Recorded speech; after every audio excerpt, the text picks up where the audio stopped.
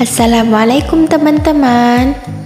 Ini lanjutan kisah-kisah tentang Abu Nawas ya.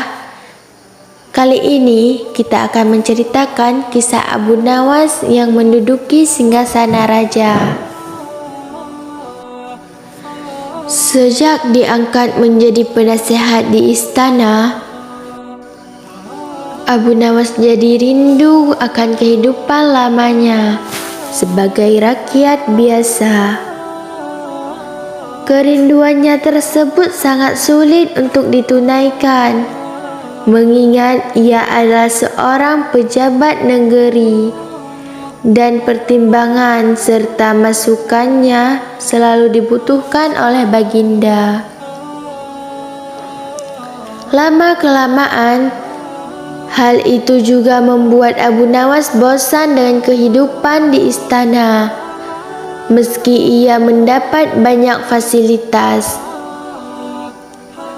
Akan tetapi, ia tidak bisa mundur begitu saja tanpa ada alasan yang bisa diterima baginda. Dan ini merupakan suatu yang sulit baginya. Pada suatu malam, ketika hendak memejamkan matanya, Abu Nawas berpikir bagaimana caranya agar ia bisa keluar dari istana dan bisa menjalani kehidupan lamanya lagi.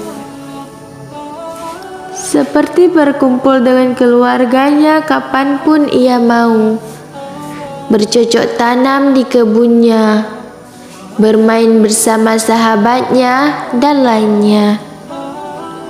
Dari sinilah kemudian muncul sebuah ide gila yang bisa membawanya keluar dari istana dengan cepat.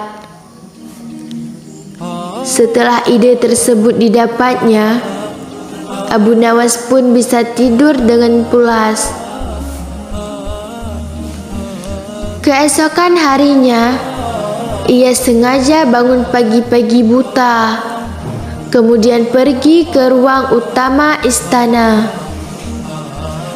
Saat itu, suasana masih sepi. Hanya terdapat beberapa pengawal di sana. Baginda sendiri masih terbaring di tempat tidurnya. Pada saat itu, Abu Nawas mengedap-endap mendekati singgasana raja dan kemudian mendudukinya. Tidak hanya itu saja, Abu Nawas juga mengangkat kaki dan menyilangkan salah satu kakinya, seolah-olah dialah rajanya. Melihat kejadian itu, beberapa pengawal kerajaan sangat terkejut. Mereka dengan sigap langsung menangkap Abu Nawas. Mereka menilai bahwa siapapun tidak berhak duduk di singgasana raja, kecuali Raja Harun sendiri. Barang siapa yang menempati tahta raja adalah termasuk dalam kejahatan yang besar dan hukumannya adalah digantung. Pengawal pun menangkap Abu Nawas, kemudian menyeretnya turun dari tahta, kemudian memukulinya hingga babak belur. Mendengar teriakan Abu Nawas yang kesakitan, raja menjadi terbangun dan menghampirinya. "Wahai pengawal, apa yang kalian lakukan?" tanya baginda. "Ampun baginda, Abu Nawas telah lancang duduk di singgasana paduka. Oleh sebab itu, kami terpaksa menyeret dan memukulinya," jawab salah seorang pengawal. Sesaat setelah itu, Abu Nawas tiba-tiba saja menangis. Tangisannya sengaja ia buat kencang sekali sehingga banyak menyita perhatian penghuni istana lainnya. "Benarkah yang dikatakan pengawal itu, wahai Abu Nawas?" tanya Baginda. "Benar, Paduka," jawab Abu Nawas kembali. Raja sangat terkejut dengan penuturan Abu Nawas itu. Jika mengikuti peraturan yang ada, Abu Nawas akan dikenai hukuman mati. Tetapi Baginda tidak sampai hati melaksanakannya, mengingat begitu banyak jasa yang diberikan Abu Nawas kepada kerajaan. "Sudahlah, tidak usah menangis. Jangan khawatir, aku tidak akan menghukummu.